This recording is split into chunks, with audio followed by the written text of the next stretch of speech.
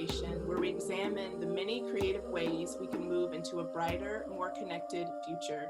My name is Aisha Ophelia, and I will be your faithful guide. Today I have with me Vuyi. She is a storyteller, a medicine woman, a way shower, and an ancient scribe. And I'll just go ahead and tell this story. The way that we got connected was not even that long ago. I received an email in my inbox, and it was someone telling me, like, wishing me a beautiful day because they're on my mailing list. And they sent a link to a TED Talk, and I clicked on it, and I watched the whole thing, and I cried during it, and I put it on my Instagram stories. And then the next day, I got a reply back from Vuyi, not even realizing, not even putting it together until I had watched the TED Talk. And then I was like, they're the same name. They're the same name, you know? And I had like just really resonated with your story and your spirit. And then for you to be so open to this conversation, I just want to thank you for that. You're very, very welcome. Welcome. I was actually reflecting on how we met last night, and I wasn't quite sure why I'd sent it to you, because now I'm thinking about how did things really happen. And the TEDx talk happened in 3 days, whereas it usually happens, it takes 3 months for the speakers to be chosen and to prepare, etc. But someone was unable to do it, so I filled in for someone in the last minute. So I prepared it in 3 days, and so about 4 days.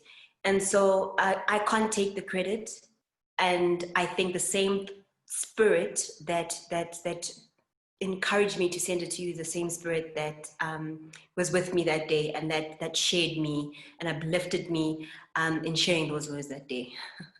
Yeah. I feel that too. I feel that there's definitely some ancestral connection or something, like, you know, our people are talking and we got reconnected. So I just want to lead us through a brief breathing exercise. It's something that I do to begin every time, and we did one kind of off camera, and it just really settles you. And something that I really want to emphasize with this is like leaving the confines of the mind and really going down. So I'm going to bring us down into the heart, where we are limitless, where we can experience all things, and where we really want to be when we're having these conversations. So for those that are listening, and Vuyi, will you just close your eyes for a moment? We're going to take some deep breaths. We're going to do a series of 3. So just take a deep breath in, pull it down through the belly. When you're ready, just exhale and let some sound out if you like. We'll do 2 more at our own pace. So just breathing in. When you're ready, breathe out. It's a sign to the nervous system that all is well. Breathe in. And breathe out. And just picture that there is an elevator in your mind, your mind's eye. I just want you to get into that elevator. This is the elevator that's in the mind. We're going to just come down a few floors. Just come down until you feel the energy of the heart. It's warm, it's inviting, it's welcoming, it's home. So just going back to this space. And when you're ready, just fluttering your eyes open.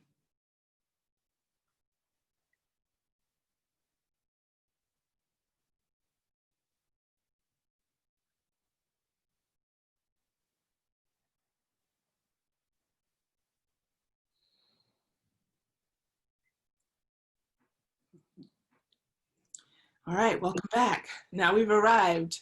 So I want to do a little icebreaker, and then we'll get into a little bit of your story for those who didn't watch the TED Talk when I immediately put it up after I watched it. And then those of you that are watching or you're listening, you can play along. So I just like, this is just called getting to the heart of the matter. And I'm going to ask you a series of 7 questions because we're doing this 7-day long New Earth invocation. So 7's the number for all of this. And they're just 1-word answers, just really quick, whatever you think of immediately. So fill in the blank. Truth is. Freedom. What's your favorite comfort food lately?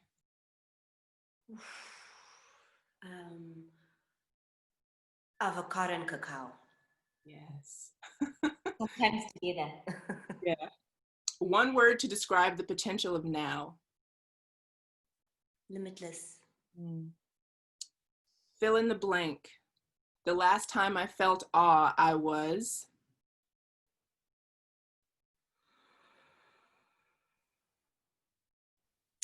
Outside in the rain. Nice. As cheesy as that sounds, but it was the other day, yes. No, I like that. What was the last movie you saw? Ooh, the last movie I saw. It was the Celestine Prophecy movie. Ooh. I don't know if you've heard of the book. I have. But yeah, I had no idea there was a film, and somehow I stumbled across that information. And so that was the last film I watched. Oh, you know what? I need to watch that. It's on Gaia TV, and you're the second or third person in this interview series that's mentioned the Celestine. Oh, synchronicity, right? Yeah, it's a thing that, it's an idea we're spreading. And so the fact that it's coming up so much, that might be of interest to anyone that's listening as well as myself. I'm going to check it out. Okay, and final question. I want my legacy to be.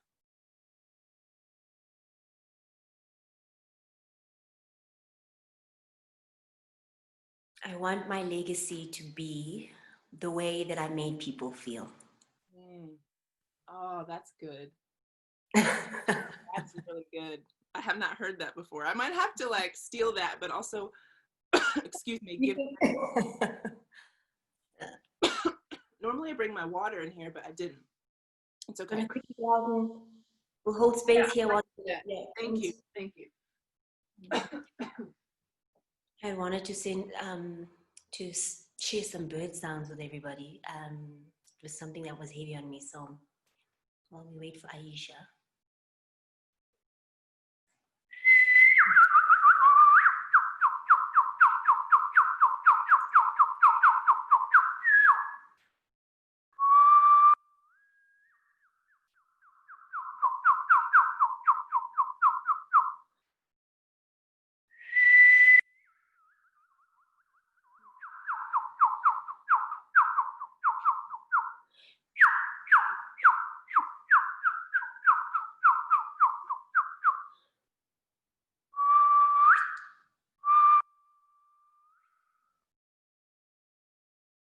Thank you.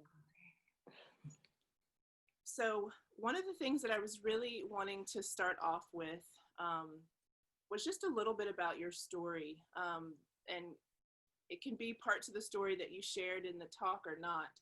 But I know one thing that our conversation is about heeding your call. So I want to know your life pre-heeding the call, and then we'll get to some of the things that opened up once you aligned with your calling.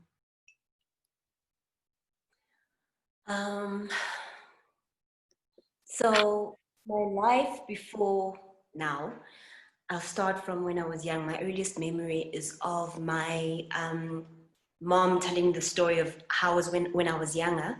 We stayed in a township called Soweto. I'm sure you've heard of it. And on the weekends during the day, all I do is stand on the stoop, which is the veranda, and I'd shout all day, hello, to everyone that passed by, hello. And I was so excited to greet people. And in retrospect, as I think of that memory now, I think it's still that same frequency. My full name is Nomvuyo, which means unovuyo, you have joy and you bring infinite joy. So I think as a toddler, I knew I was really connected with my calling. And for me, that story, as I was greeting every person that passed by, reminds me that that's who I am, joy, and I associate love with joy. So, and for the better part of my childhood and early teens, I was that. I was freedom, I was love, I was joy. I knew what my song was and I followed my bliss. And I was also quite intuitive as a child, very curious, very imaginative, and I spent a lot of time on my own. I'm a twin, My twin sister's name was Nandi, but I was very much a self-satisfied and self-exploring person. It was around the age 15. I experienced a sexual trauma, and that is when I'd say my light began to dim. And I think a lot of us have experiences that allow us or let us forget who we are. And I think for me, that it happened around 15. And it's not about how big it is. For some people, it might be something that seems small compared to what others might be experiencing. But I think it's all valid. Our story is all valid, whatever it is, whatever our traumas are. And so I then lost myself. I think when you experience something as a child, and whilst you're still very innocent, it's very hard to see the world through an unshattered lens. And so when I was younger, I loved acting. I used to write plays. I used to star in my own plays and direct, and it was a passion of mine. Telling stories was always something that brought me joy, and it was something that I did without having to think much about it. It came easy. And so and then as I matured and became a so-called adult, things just became more confusing, and the more frightened I became of the world. Yeah.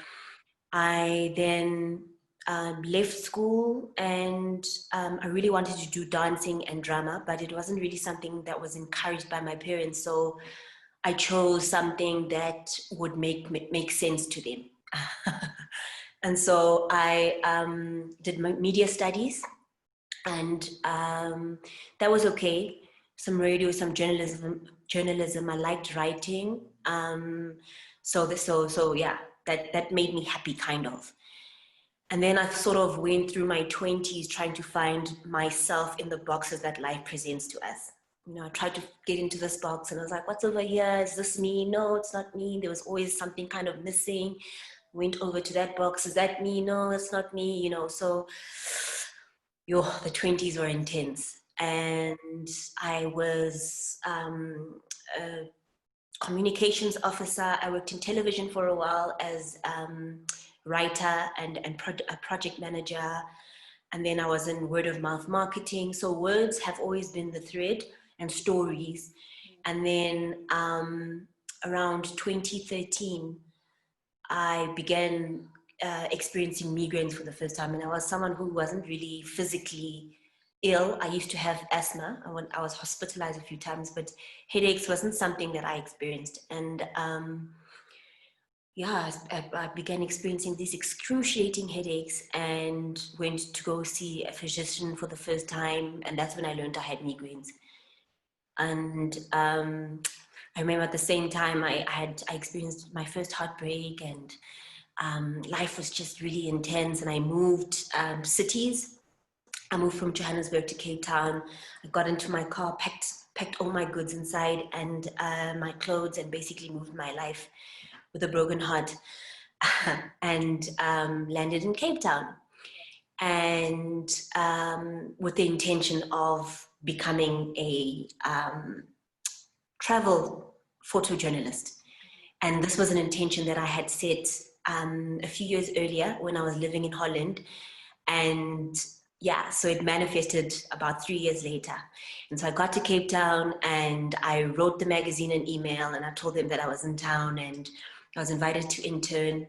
And at the time, I thought, my age, I'm too old to be interning. But I think there are no excuses for your dreams. There are no too old or too inexperienced or whatever. So I did that, and I interned for 3 months, and I became a travel journalist after that. But during that time, I began getting worse. I couldn't identify with myself in this world anymore. There was something that didn't match up, and I was in a lot of pain. And the thing is about being in a lot of pain and being in a lot of pain for so long is that you don't realize you're in pain. And you don't realize that you're not yourself, and you don't realize that you're not alive, that you're not actually living. And so, yeah, I began having these headaches. I retreated from the world, and it became very, very almost impossible for me to pretend, because I think we do that so easily. I think a majority of us do that, but there comes a time when the spirit is like, not on my watch anymore. I just can't do it. And so I reached that point, and at the same time, I began experiencing just all kinds of dreams, prophetic dreams, and I began hearing messages. I began sensing that I began sensing what I had to do. There's a sensing, there's dreaming, but there's a weaving together of it that sometimes we deny, but we know what we have to do. Whether it's a calling, and it's an ancestral spiritual calling to be initiated as a shaman, or it is a calling to be a teacher to kindergarten children, but we know most of the time. But I think the denial of that was what made me more and more sick.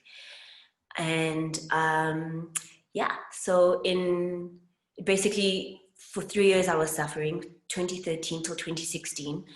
I tried to reach out to friends and family, and they couldn't really help me. And yeah, I was depressed. If I wasn't at work, I was in bed. I would sleep for hours. I wasn't eating. If I was eating the wrong things. Just really numb. And yeah, and then I tried to check out. I tried to take my own life in 2016. And I would say that's when I was reborn. That's when the guidance towards plant medicine and the sacred began. And shortly after, I was hospitalized for 2 weeks, but shortly after I was discharged, I had my first weekend retreat with Mother Ayahuasca. And that was the greatest gift that, I think God could have given me at that time. I went for the weekend a week after I was discharged, and I resigned from my job on the Monday, and I left for the rural Eastern Cape, and I went to the Transkei to become initiated as a Sangoma, as a traditional healer. So that's it in a nutshell. There are so many overlays that I feel are important for people who are at this point in their life where they can't ignore it anymore. There's a lot of people that are feeling like, man, I really was just going along with the script. I was just ticking off those boxes. And now they're feeling that impetus to recreate oneself. I loved what you said about, because I had a similarly like detouring path to who I am and what I do today, but there's always a thread you can find, and that's something that I took from listening to you. Was like there was a thread of truth interwoven the whole time. There was pieces that you probably have pulled on to, be who you are today. And also one of my big awakenings happened after a broken heart, so I feel you on that one. Yeah. And yeah. say to, it's a confusing world where so many narratives are sold to us about who we are and who we should be. And what's a tool, what's something that helped you finally? I mean, we talked about plant medicine, which also I often talk about. It's been a huge part of my awakening. But, what can people do if they're feeling that sort of the feeling that this isn't me, there's something more that wants to live through me. I want to find my song. What would you say? I think the simplest and most important thing is to feel what you're feeling. Because oftentimes we don't understand that the question that's being asked of us is, who are you? Who am I? Who am I? But so we numb ourselves, we drink, or we run into the arms of someone else. But I think it's to begin to, and even if you're in the worst place ever, is to just be okay with where you are and try to understand what it is you're being told about where you are. So what am I feeling? How does it feel? Where is it? Where am I feeling it? Is it in my chest? Is it in my womb? So I think being with our feelings is an important thing, because that's also another thing that society doesn't teach us how to do, and a lot of our families don't either. So that's the first thing that I would say. And if you can, to write the feelings that come up, the stuff that comes up, but it's to hear yourself, because we can't hear ourselves. We're either too busy. It's a 9 to 5. We have children, and it's Twitter, it's social media, it's television, it's numbing. So just to try and draw little clues and guides along the way, to tell you where you are and where you should be going. Yeah, that I think what you said is so important, because I think that's a lot of the reason that we feel so, that there may be a lot of discomfort, is that we can't hear ourselves in the midst of all of this. There's a lot of voices telling us about what's right at this time, how we should proceed, what our activism should look like. And so people are just kind of like scurrying. They don't know, they haven't really like stopped to check in with themselves. And, although there may be some discomfort around that, you also start to regain your personal sovereignty. So I think that's really important. What do you feel like? Do you feel like this is a big opportunity for people to awaken? What does that look like for you? That question is big. It definitely is a time for people to wake up and to remember. And I think 2020 is just an indication from Spirit of how urgent that is. I think we've had signs, and all of us have had inklings for some time now. But I think Spirit was finding like, okay, you guys don't really want to do the thing that you should be doing. So sit down just for a little while and go within. So even those among us who refused to do the work, it was an opportunity to awaken. And so what that looks like, it looks like the dark night of the soul. It looks like anger. It looks like maybe resentment, because also waking up to the truth as we are waking up to the system and the frameworks of the world. We are understanding that some stuff is just not it. So it's about feeling the things that we're feeling. Whatever's coming up is to look at it and to not shy away from it, and to ask yourself at each moment and go back inside and be like, okay, so what does that mean for me within all of this? Because we're not all here for the same things, and not all of us need to be on the front lines. It's okay not to know what to say. It's okay not to say anything. I think the most important thing is just to go within, because the unity that we're seeking, and the love and the peace that we want and we deserve and we need so desperately is those are all attributes that we don't have within ourselves. And if we don't have that acceptance, and I think this is what connects us to the calling. Your calling is your spirituality, it's your creativity, it's home, it's your your journeying route, but also it's what roots you to the ground. And if we aren't connected with our roots, and if we aren't connected with our calling and our song and our creativity and our imagination, then there's not much that we can do for the world. And we're here to serve. But the most important thing is to serve ourselves, because by serving ourselves, we're then obedient to the call. It's about birthing. Sorry about that. It's about birthing, and we all know that the birthing process is painful, and I think that's what we're experiencing. There are cracks, and cracks are loud, and but that's also where the light enters. So it's just about I think it's about courage mostly. Courage to choose yourself, courage to look at the truth and see it, and confront it, and even be frightened by it. Yeah, I'll stop there, but That was beautiful. You made me tear up a little bit, and we're like breaking from the illusory, and it is scary. And I think that there's overlays to the plant medicine experience. And so my question would be, you know, sitting with a master plant, you receive a lot, but you also have to be willing to purge a lot. So you go through moments that are very much like what we're going through outside. It's hard. You're not sure if you're going to make it. You know, the shit might hit the fan. You know, it can get really challenging. And I'm wondering if there's any wisdom that you've pulled from working with master plants that we can sort of use as medicine for what's happening. Yeah, I think the most delicious part about communing with medicine is intention. Yeah. I think because if you work with medicine, whether it be ayahuasca or cannabis or the holy children mushrooms or whatever plant calls you, you have to set an intention and humble yourself in front of the plant.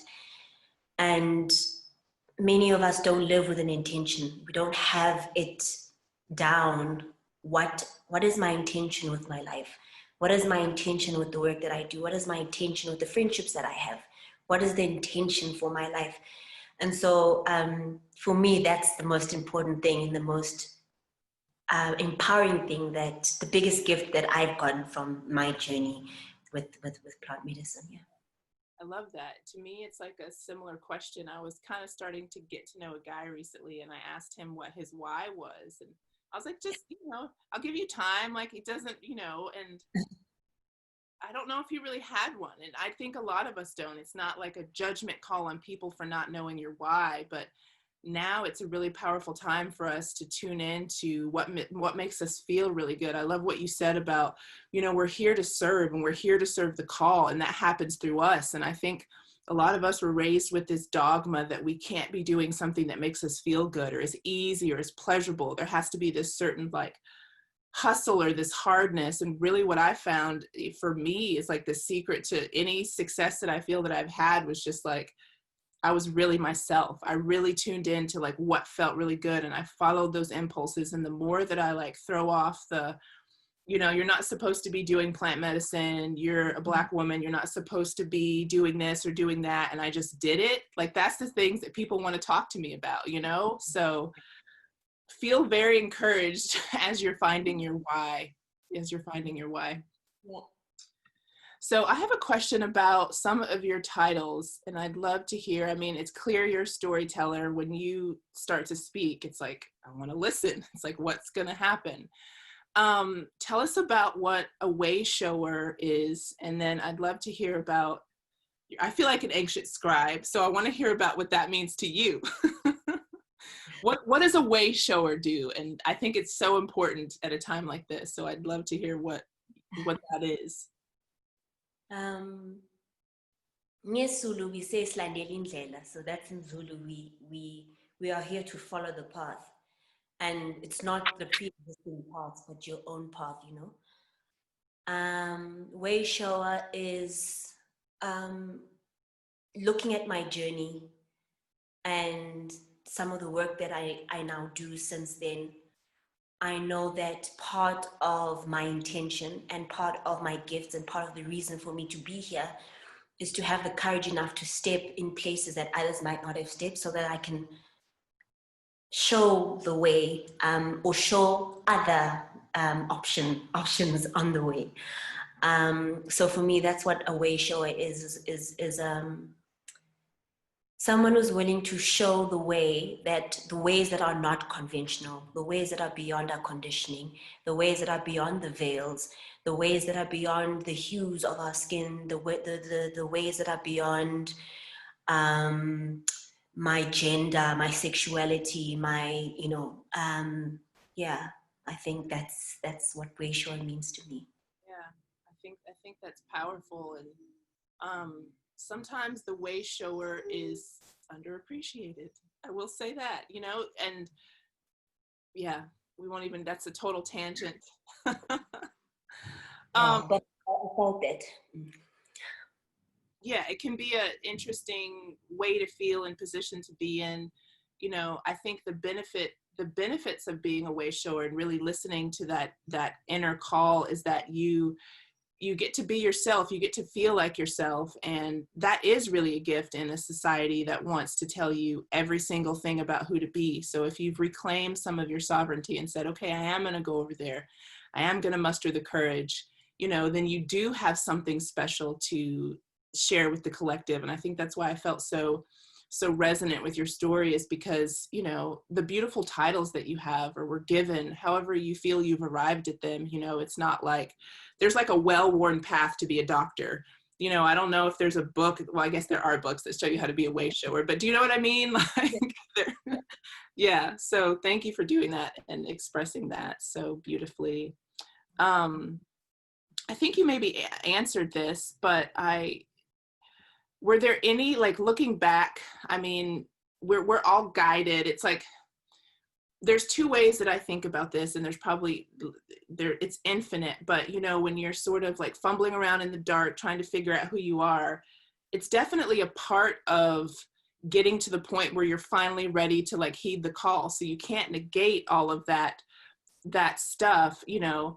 But in hindsight, what are some signs that your purpose is courting you, and how can we heed those signs quicker?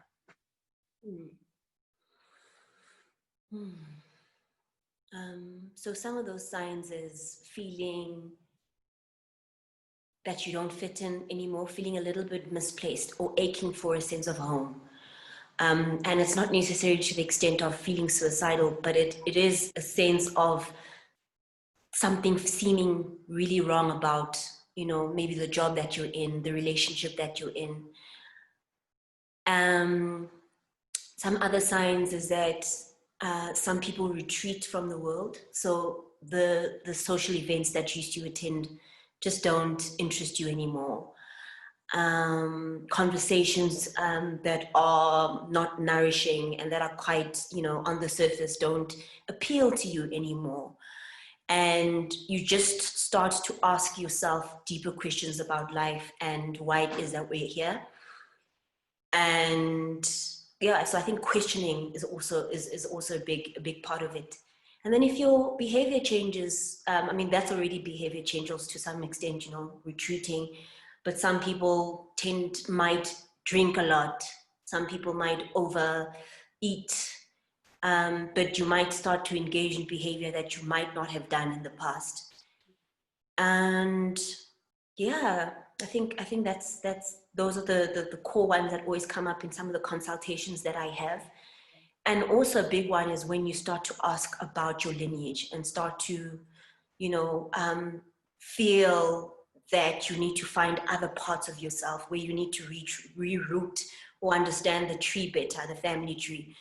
So that's also a big one. I know for me that was a huge part of my calling. And when it does come to shamanism or traditional healing, that realm, that is often a huge key as well.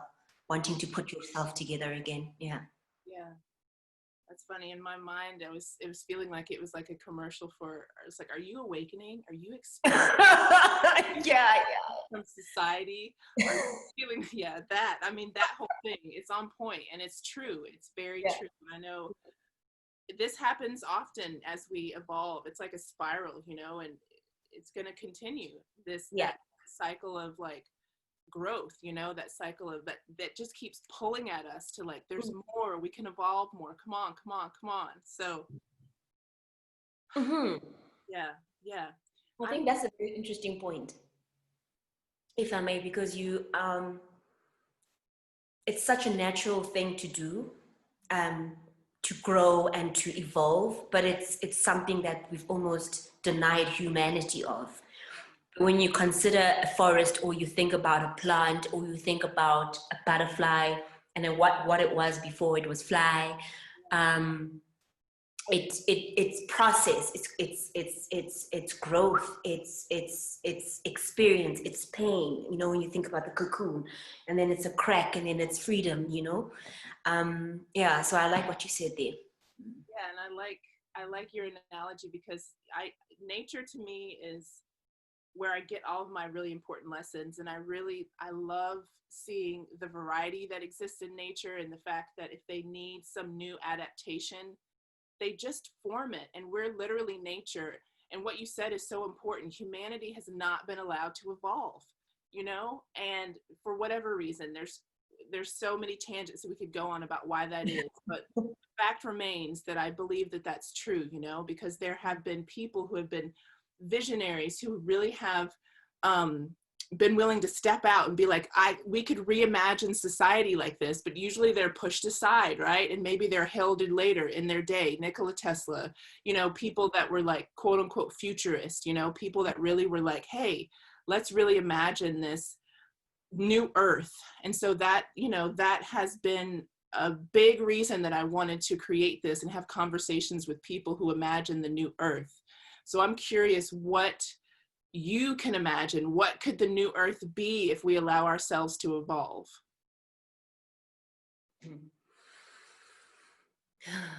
That question makes me think about the sacred circle, you know, where there's no leader, there's no, everyone is breathing into each other. The strongest one, you know, shares their energy with the one that might be feeling weak or compromised. And so when I think about the new earth, I think about the circle, because when you think about the circle, it takes me back to, you know, my ancestors who made food by the fire and told stories by the fire in a circle, where the oldest person in the village was there and the youngest person was there, where sound was shared, where the drum sounded and instruments sounded. So the new earth is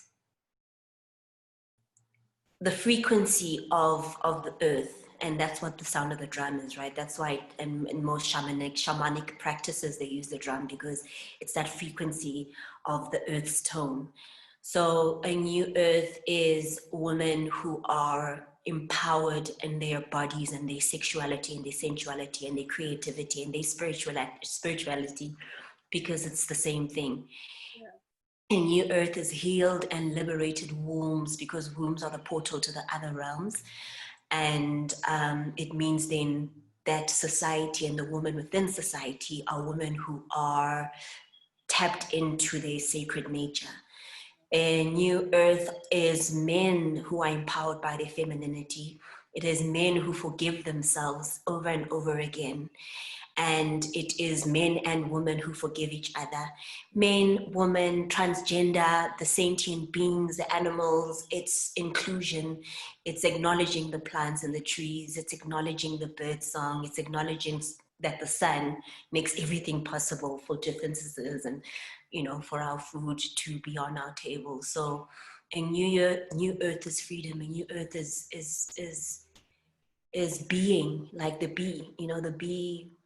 When you think about the circle again, and you think about the ecosystem, which we've just so destabilized as humans. But when you think about the ecosystem, there's the bee, and the bee has to be itself in its full self for it to fulfill the task that it was called here for, which is why we also need to be fulfilled and embodied in who we are, because, you know, that's what we've been called here for. So for me, that's what the new earth is. It's song, it's dance, it's freedom, it's prayer, it's love, it's empowerment. I want that. I'm coming to your new earth. I'm coming. It's ours. It's all of ours, Aisha. Exactly. That's so beautiful. It's such a shared vision for me. Your words were just really touched me. So thank you for sharing that. It was exactly the kind of future that I am trying to reimagine and give people opportunity to sit with what that would look and feel like for them, and really imagine highest timelines. It's like we're renegotiating a lot of terms and conditions for life on this planet.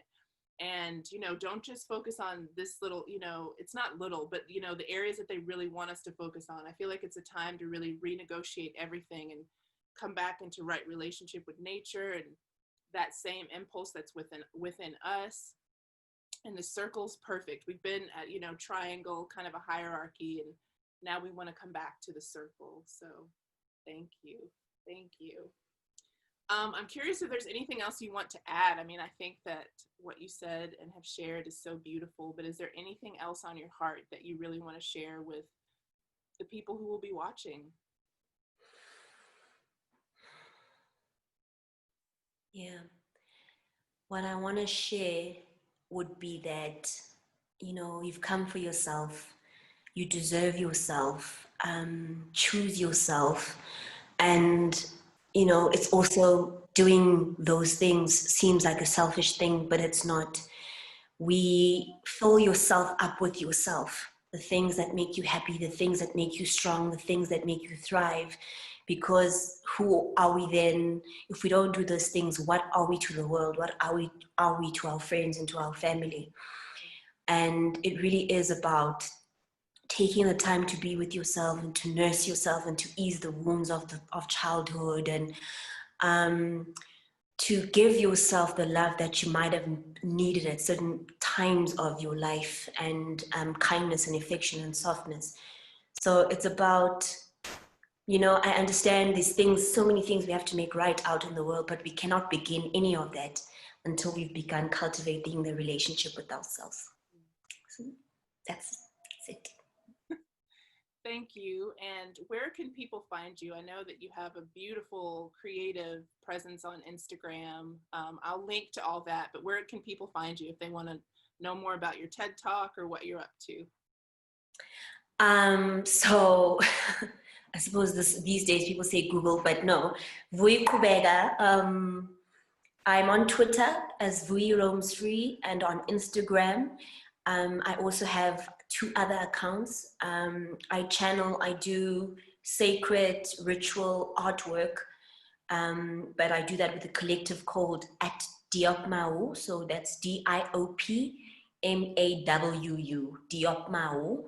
And that's separate to my personal account. And then I also have Gasa Earth, and Gasa Earth, GASA. Gasa Earth is the platform through which I do my healing circles and earthwork. And then, so Twitter, and then I'm on Facebook as well, but I'm unsure about Facebook. Yeah, same. Well, thank you so much for sharing your heart and your wisdom. I feel really connected to my truth and to this greater impulse to evolve and become. And yeah, just thank you. You're very welcome. I'm just going to stop recording.